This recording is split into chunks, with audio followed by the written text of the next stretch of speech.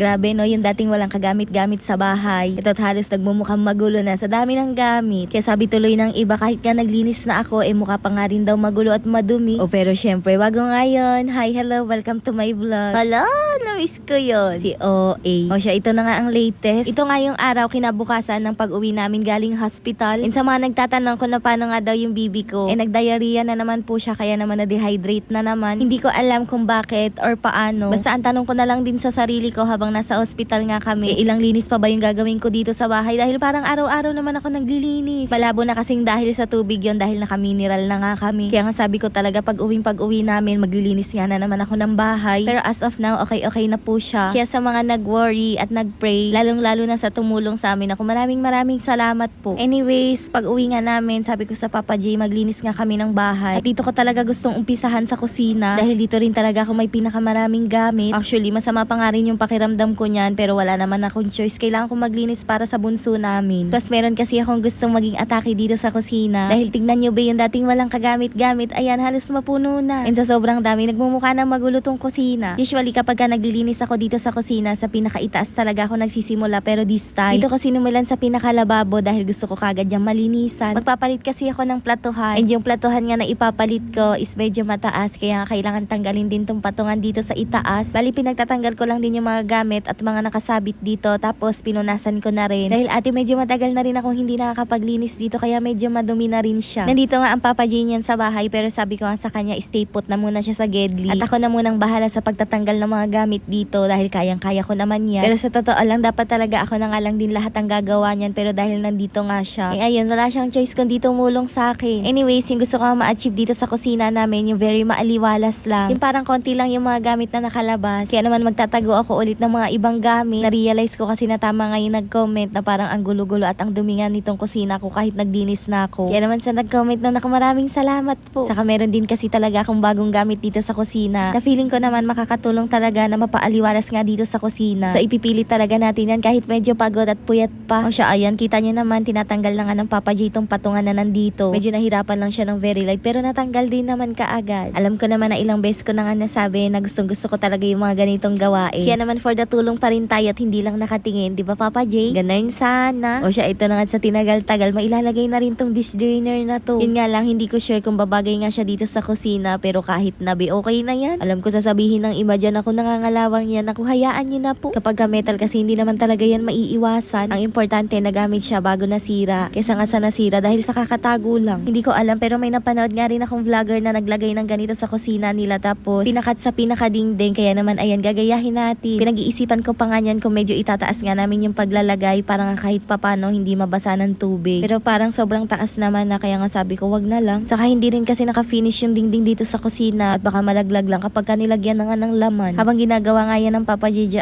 naisip ko nga na sana medyo hinabaan ko pala yung pag-order ng ganito. Dahil napakakit, saktang-sakta lang siya sa lababo namin. Pero hayain na, nandyan na yan, alang naman ibalik ko pa. Yun nga lang, hindi ko napansin na nakat pala yung pagkukuha ko ng video. At the same time, nagtanghalian na nga rin muna kami. Pero ganito na nga yung itsura niya at ininext ko naman yun sa ilalim ng lababo, aayusin ko yan.